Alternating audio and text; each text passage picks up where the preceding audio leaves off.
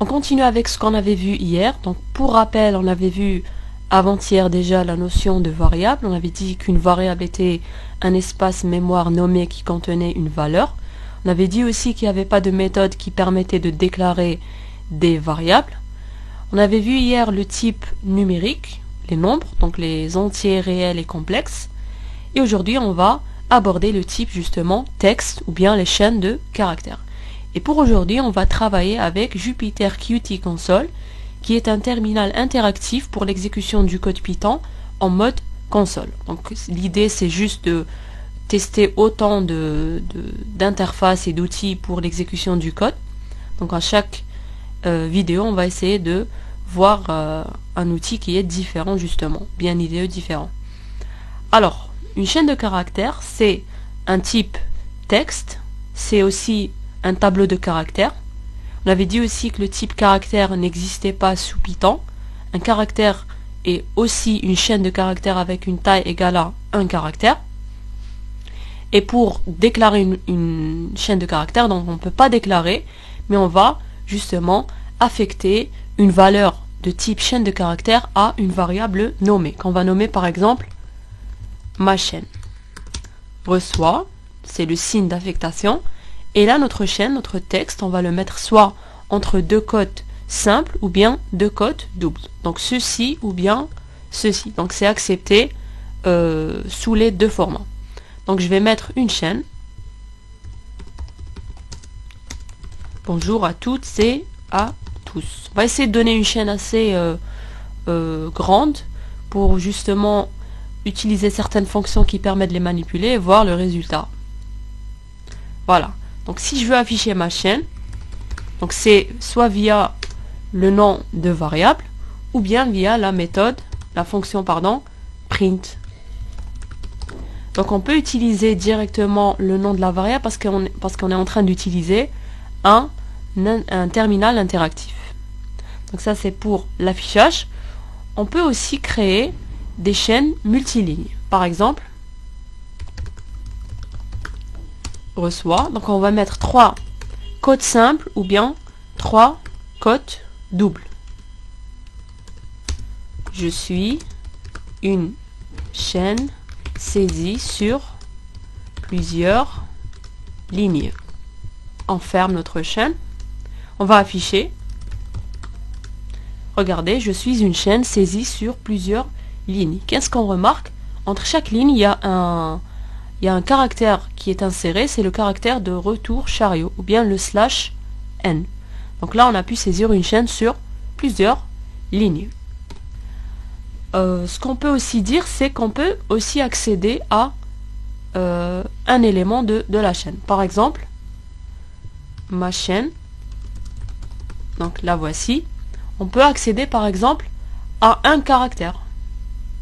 Ça sera via des crochets. Et ce qu'on met au niveau du crochet, on va mettre un entier qui est justement l'index, ou bien la position du caractère voulu. Donc si on veut accéder au premier caractère, ça sera index 0. Donc c'est le B. Si on veut accéder au deuxième caractère, c'est le O, etc. Si je saisis par exemple 40, là ça me retourne une erreur en me disant que l'index n'est pas inclus au niveau de l'intervalle. Donc ma chaîne ne contient pas 40, il n'y a pas la position 40 pour ma chaîne. On peut aussi connaître la taille de notre chaîne via la fonction len. Regardez aussi au niveau de ce terminal, on a des petites descriptions de méthodes, donc ça peut nous aider. On lui donne en paramètre la chaîne justement, ça nous retourne un entier qui est la taille de notre chaîne de caractères. Donc c'est une chaîne qui est constituée de 26 caractères. Si on avait affaire à une chaîne multiligne, donc le retour chariot serait un caractère qui serait pris en compte. Donc il ne faut pas l'oublier. Donc il ne faut pas juste compter les lettres ou bien les chiffres. Il y a même les blancs qui sont comptés. Et on compte aussi les caractères spéciaux, à savoir le caractère retour chariot. Maintenant, si on voulait par exemple changer le caractère B de la chaîne ma chaîne en une autre lettre, donc on va penser par exemple à l'affectation. Donc ma chaîne de 0, donc c'est le B. On va mettre par exemple reçoit le C. Donc au lieu d'avoir bonjour, on va avoir à la place du B la lettre C. Regardez ce qu'on a. On a une erreur et on nous dit que l'objet string ou bien chaîne de caractères ne supporte pas l'affectation par élément. Et ce qu'on peut conclure à partir de cette erreur, c'est qu'on ne peut pas modifier de manière partielle une chaîne de caractères. C'est pourquoi on dit que les chaînes de caractères sont un type de variable immuable. Ça veut dire qu'on ne peut pas changer de manière partielle. On peut changer toute la chaîne, c'est-à-dire réaffecter. Par exemple, comme ceci, reçoit. On va mettre une nouvelle chaîne.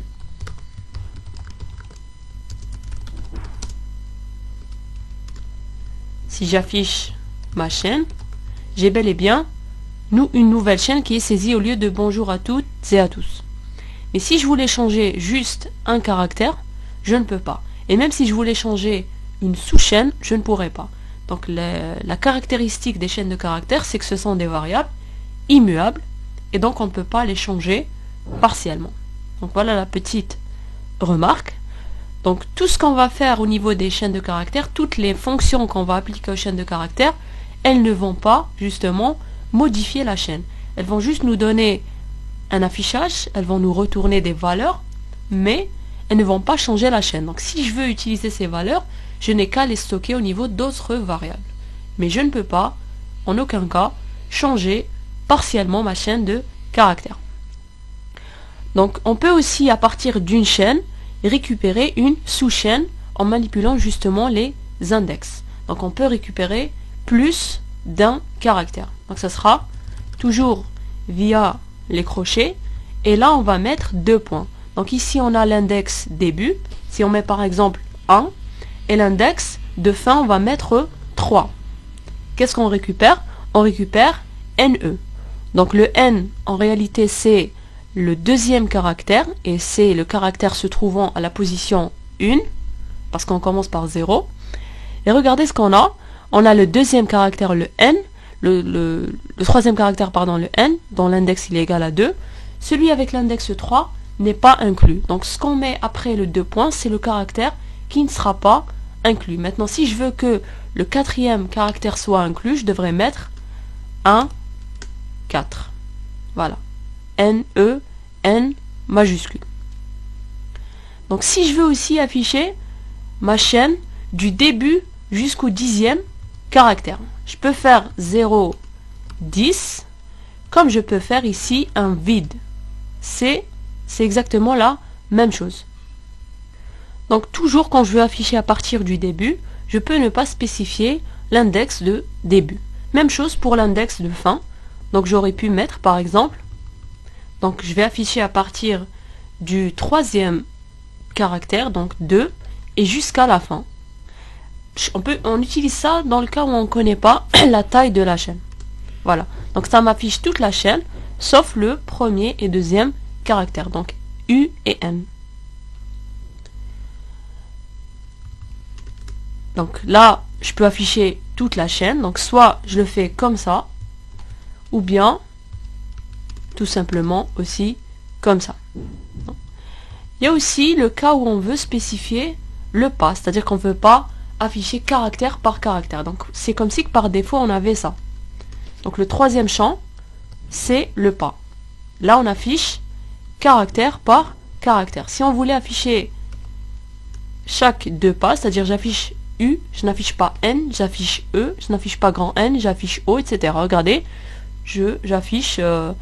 je fais déjà un saut pour afficher le prochain caractère. Donc mon pas il est égal à 2. Je peux avoir un pas égal à 3, etc.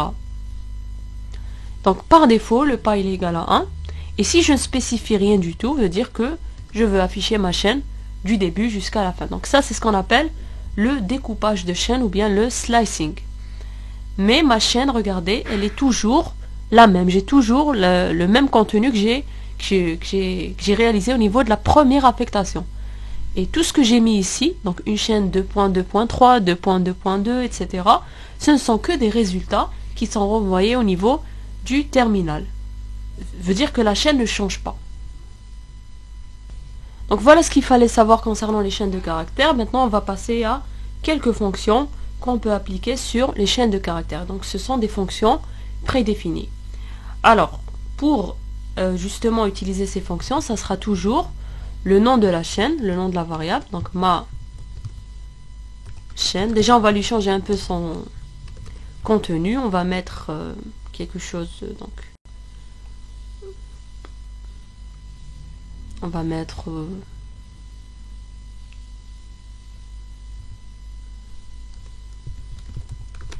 donc là, regardez, je ne peux pas afficher l'apostrophe, donc il faut juste ajouter un anti-slash. Donc on va mettre l'Algérie est le plus grand pays d'Afrique. Voilà.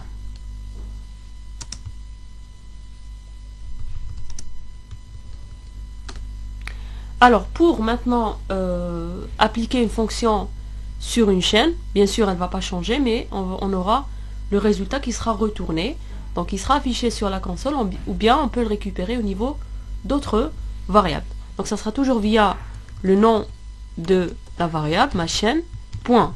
Et ici, point, ça sera le nom des différentes fonctions. On a par exemple une fonction qui permet de convertir toutes les lettres de notre chaîne en majuscules. Donc, c'est upper, sans paramètres. Regardez, là, vous avez une petite description. Il vous dit « Return a copy of this string converted to uppercase ». On a bel et bien notre chaîne en majuscule. Ou bien on a l'inverse, c'est lower case. Donc lower. Regardez, donc dans Afrique et dans Algérie, on avait grand A. Là, on a des minuscules. Il y a aussi une fonction qui permet de supprimer les vides s'ils sont présents en début et fin de chaîne. Par exemple, notre chaîne, c'était ça. Regardez, on avait par exemple 2 vides ici. Et là, on avait 3 vides. Si je veux afficher ma chaîne, on sent bel et bien les vides. Donc, pour supprimer ces vides, il y a aussi une fonction qui s'appelle strip. Donc, ma chaîne, point, strip.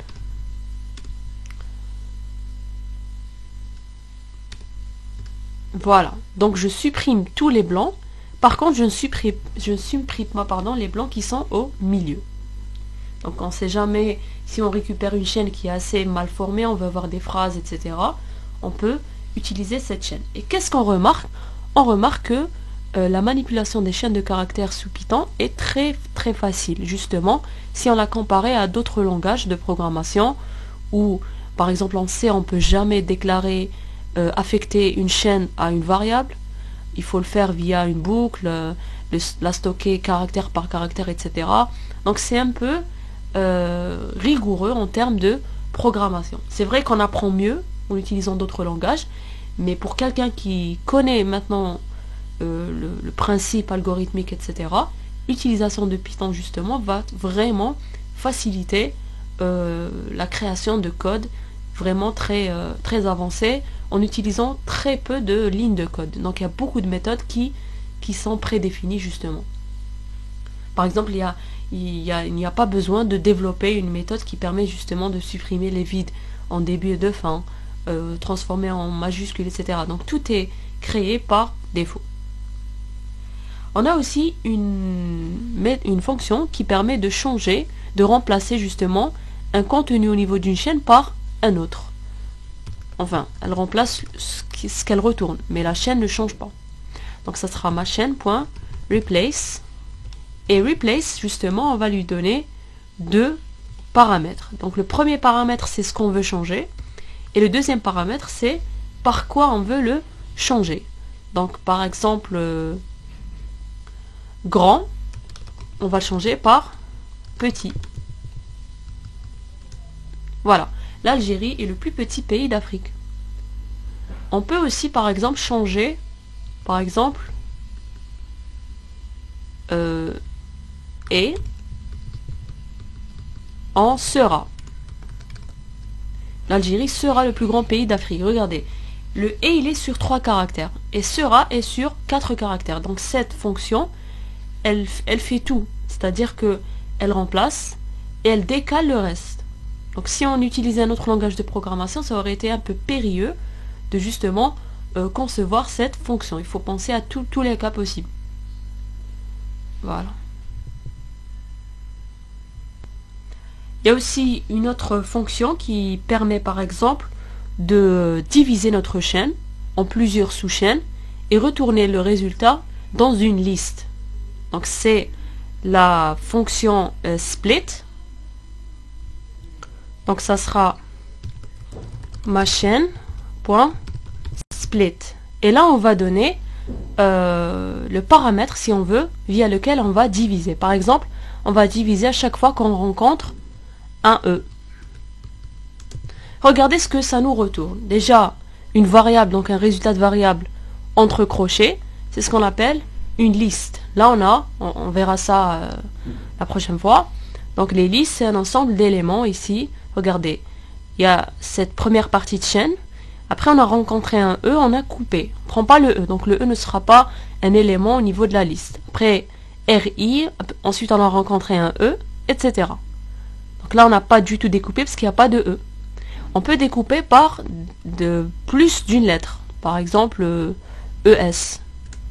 Donc là, ça nous donne uniquement deux sous-chaînes. ES, ensuite T. Si on avait d'autres ES simultanés au niveau de notre chaîne, ça aurait découpé en plusieurs sous-chaînes. Et donc là, split va nous renvoyer une liste d'éléments de chaînes, de sous-chaînes de caractères qu'on a découpé via ce qu'on a mis au niveau du paramètre de split. Néanmoins, la chaîne ne change pas. Voilà, c'est toujours la phrase qu'on avait saisie au tout début de l'affectation. On peut aussi concaténer deux chaînes de caractères. Donc on va ajouter une autre chaîne.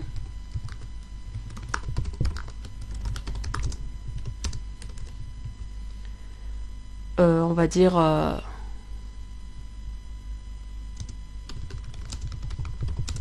le plus beau pays du monde.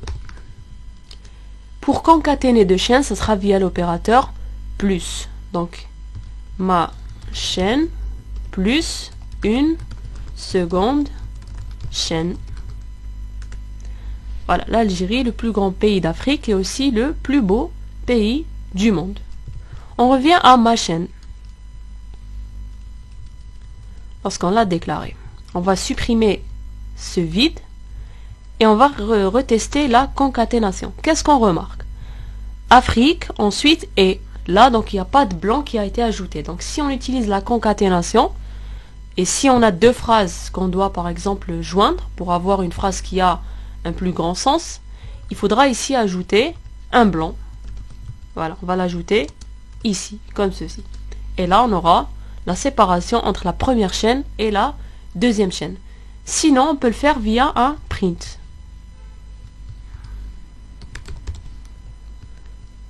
Voilà, donc les différents éléments du print, c'est la virgule. Regardez là, même s'il n'y a pas le blanc, donc le print permet justement d'ajouter un blanc pour afficher différemment. Si on voulait par exemple concaténer avec un nombre, par exemple plus 5. Regardez, là ça affiche une erreur. Il vous dit can only concatenate string to string. On ne peut pas coller une chaîne avec un entier. On peut le faire via le print, justement. On peut faire ici 5. Voilà. Il y a le 5 qui est ajouté. Il y a le blanc aussi qui est ajouté. Hein. Même si j'ai pas mis ici l'espace. Il veut rien dire. Voilà. Donc le print, pour chaque valeur, il va ajouter un blanc pour afficher la prochaine valeur. On peut utiliser aussi un autre opérateur. Donc par exemple, pour afficher ma chaîne, par exemple, 100 fois. Ça sera via l'opérateur de multiplication. Regardez, ça affiche 100 fois notre chaîne. Donc à quoi ça peut servir en termes de sécurité? Ça permet par exemple de simuler l'attaque de type buffer overflow. C'est-à-dire que grâce à cette fonction, on peut remplir les buffers. Voilà. Regardez, c'est énorme. au lieu de taper la chaîne 100 fois. Donc fois 100 veut dire, ou bien fois NB, on va afficher NB fois notre chaîne de caractères. On peut aussi formater notre chaîne de caractères, c'est-à-dire l'afficher avec un certain formatage. Par exemple, on va mettre ici une autre chaîne, donc X reçoit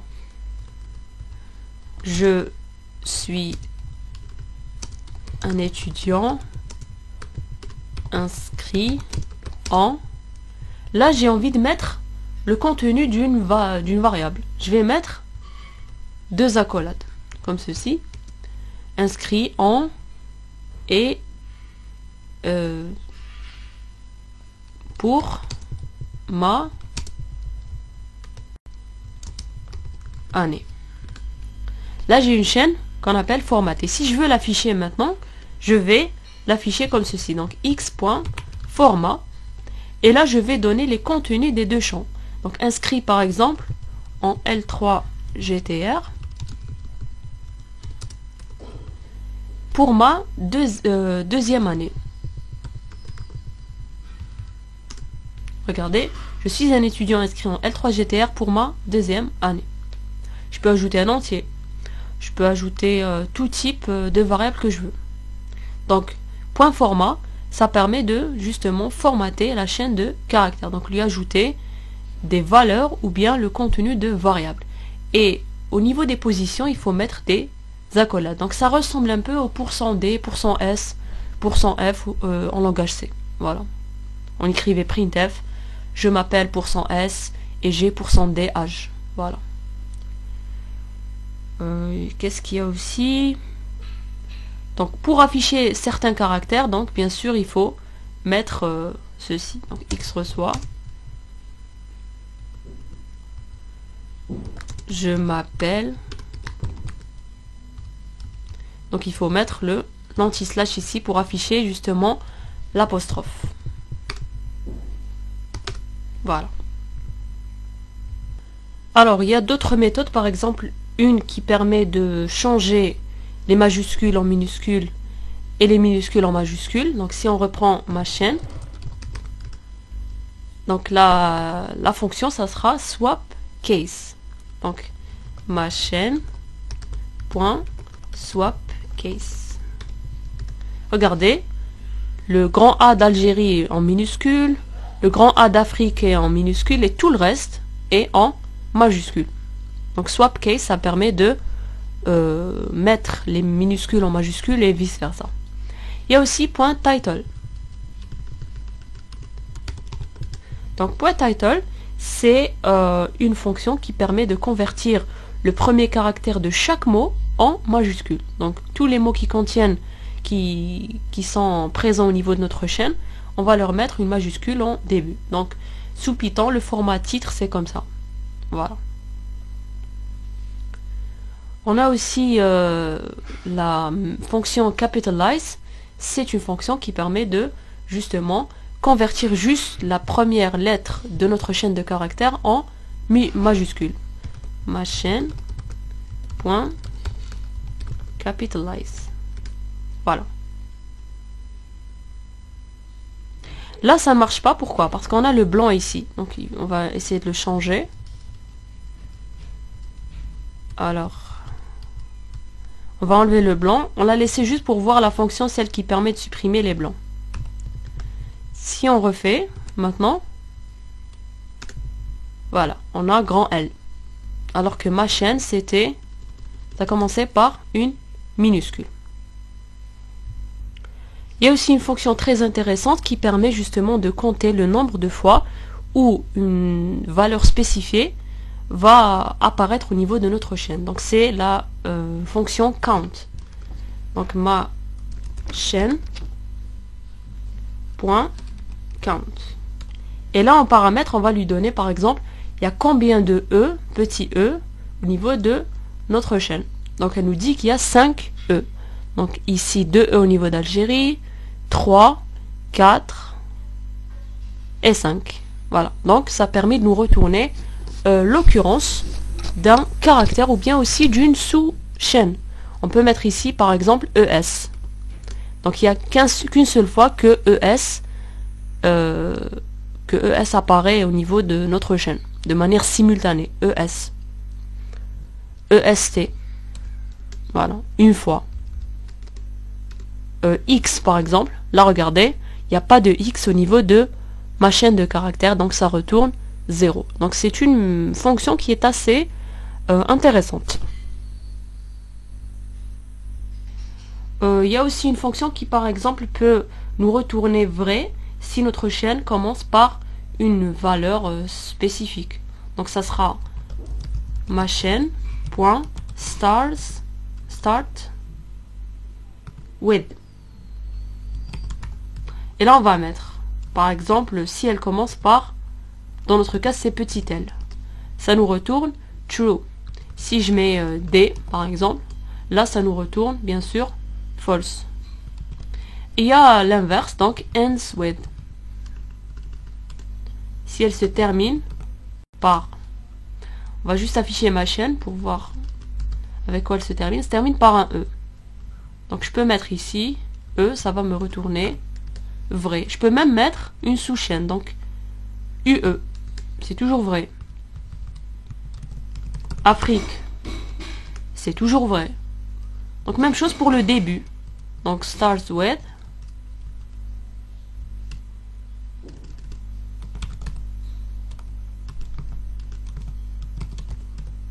Donc ici, normalement ça devrait retourner vrai. Voilà. Il y a aussi une fonction qui permet de chercher justement une sous-chaîne ou bien un caractère et vérifier si justement cette sous-chaîne existe. Et dans le cas où elle existe, on va retourner la position à partir de laquelle elle commence au niveau de la chaîne initiale. Donc c'est la fonction find. Donc ma chaîne.find, par exemple AL, comme ça. Regardez, AL, donc ça commence à partir de la troisième position. 0 et 1, donc 0 c'est L, 1 c'est le caractère apostrophe, et là on a le 2. Si je mets par exemple AG, là ça me retourne -1. Lorsque ça me retourne -1, veut dire que la sous-chaîne que j'ai mis en paramètre à find n'existe pas au niveau de ma chaîne de caractères, ma chaîne. Il y a aussi la fonction index. Ma chaîne, elle va nous retourner justement l'index. Le point, pardon. Elle lui ressemble un peu, donc AL. Voilà, elle me retourne la position où se trouve la sous-chaîne AL. Si je mets par exemple ici AG, ça n'existe pas, là, elle me retourne une erreur. Donc substring not found. Contrairement à find où elle me retourne un -1. Donc elles font à peu près la même chose, sauf que la première retourne -1 dans le cas où la sous-chaîne n'est pas retrouvée. Au niveau de la fonction index, elle va me retourner erreur. Voilà, une erreur du style substring not found. On verra par la suite, lorsqu'on va traiter le try catch, qu'on pourra justement afficher un message plus approprié qu'une erreur comme ceci. On va mettre un print sous chaîne non trouvée par exemple. Voilà, ça c'était juste une parenthèse. Il y a aussi maintenant des fonctions qui commencent par is. Donc ma chaîne.is quelque chose. Donc le is, c'est forcément un retour de booléen. Donc on a par exemple is alpha. Elle va me retourner vrai que si ma chaîne contient uniquement des lettres. Dans notre cas, ce n'est pas le cas. Donc il y a par exemple il y a l'apostrophe. Si on met comme ceci et on refait, c'est toujours parce qu'il y a toujours les petits vides. Donc on va par exemple spécifier notre chaîne. Donc une chaîne reçoit A, B, C, D, E, F, G, H.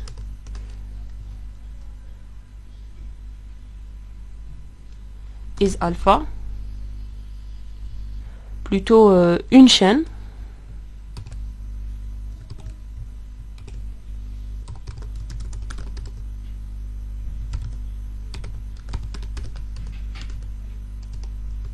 Voilà, donc là on a true parce qu'elle est constituée uniquement de lettres, donc majuscules ou bien minuscules.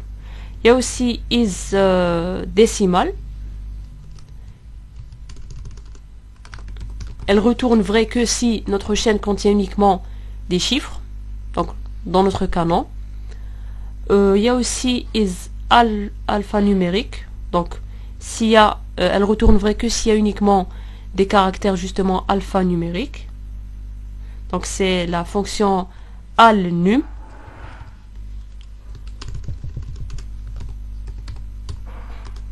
Voilà, c'est true pour une chaîne. Donc elle contient des lettres. C'est vrai qu'elle ne contient pas des chiffres, mais elle contient que des lettres et que des chiffres. Voilà, c'est pour ça qu'elle retourne vrai. Qu'est-ce qu'on a aussi? On a is lower. Donc elle va retourner vrai que si les caractères sont toutes des minuscules. Donc là on va essayer de la changer.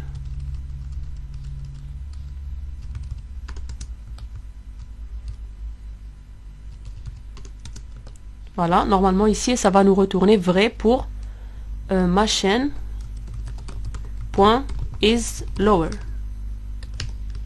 Voilà. Il y a aussi l'autre qui est is upper. Elle va retourner vrai que si tous les caractères sont en majuscule. Elle va nous retourner ici false, bien sûr, parce qu'il n'y a que des minuscules. Il y a aussi is title, donc si elle respecte le format titre, donc tous les mots doivent commencer par des majuscules. Is title, ça nous retourne false, donc on peut la changer. Chaîne reçoit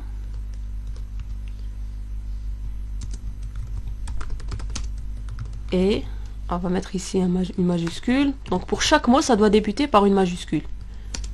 Le plus grand pays du monde.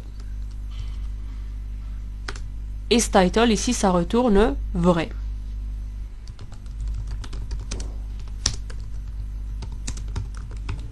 Maintenant, on va l'écrire en majuscule. Et le plus grand pays du monde, d'Afrique, pas du monde. Is upper, ça retourne justement true. Il y a aussi une fonction qui permet de retourner vrai que si la chaîne contient que des blancs. Donc c'est is space ma chaîne point is space. Là ça va retourner faux, c'est clair. Si on change le contenu, on va mettre que des blancs. Voilà. Is space, ça retourne vrai.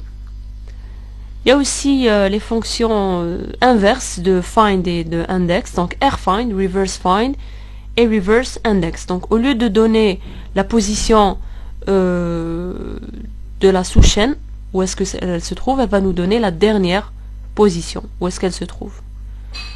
Il y a aussi la fonction split lines, ça permet de retourner une liste avec plusieurs lignes. Si par exemple j'ai une chaîne sur plusieurs lignes. On va reprendre le même exemple. Attendez, ma chaîne reçoit donc 3 cotes.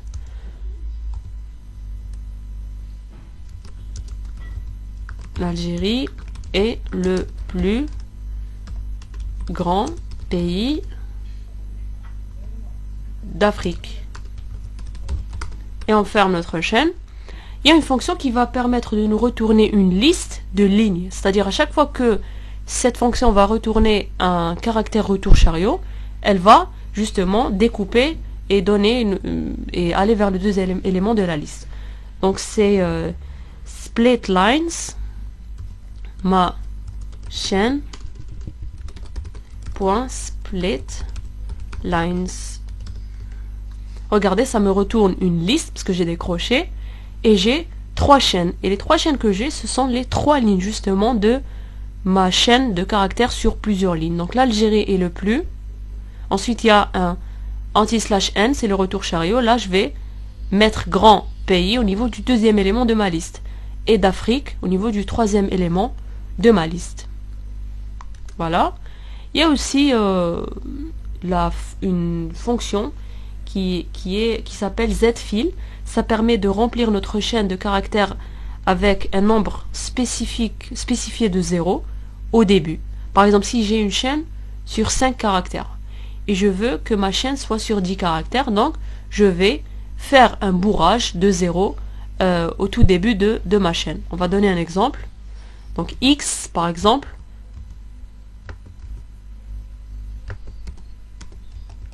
qu'est-ce que ça ne tape pas? Alors X reçoit, par exemple, j'ai L3 GTR. Donc là j'ai une chaîne de caractères sur 5 caractères, donc elle est constituée elle a une taille de 5, et moi je veux remplir de 0 pour arriver à 10 caractères. Donc je vais mettre x.zfill, z c'est pour 0, donc ça remplit de 0, et je vais mettre par exemple 10. Regardez, ça m'a ajouté 5 0 au début de ma chaîne. Si j'avais mis 8, ça aurait ajouté 3 0 au début de ma chaîne. L'essentiel, c'est que la taille de l'affichage doit être sur 8 caractères. Donc tout le reste va être rempli de 0. Et si je lui donne 5, là il va rien faire. Justement parce que ma chaîne est déjà constituée de 5 caractères, je n'ai pas où mettre des 0. Donc le 0 c'est pour le bourrage, le padding. Donc il y a d'autres fonctions, on va pas les voir, mais on a vu normalement les plus importantes qui permettent de gérer les chaînes de caractères. Et ce qu'on remarque, c'est que c'est assez facile sous Python par rapport à d'autres langages de programmation. Et ce qu'il faut retenir, c'est que tout ce qu'on a fait sur nos chaînes, donc elles n'ont pas modifié, toutes les fonctions n'ont pas modifié notre chaîne justement parce que le type chaîne de caractères sous Python est un type ou bien une variable immuable.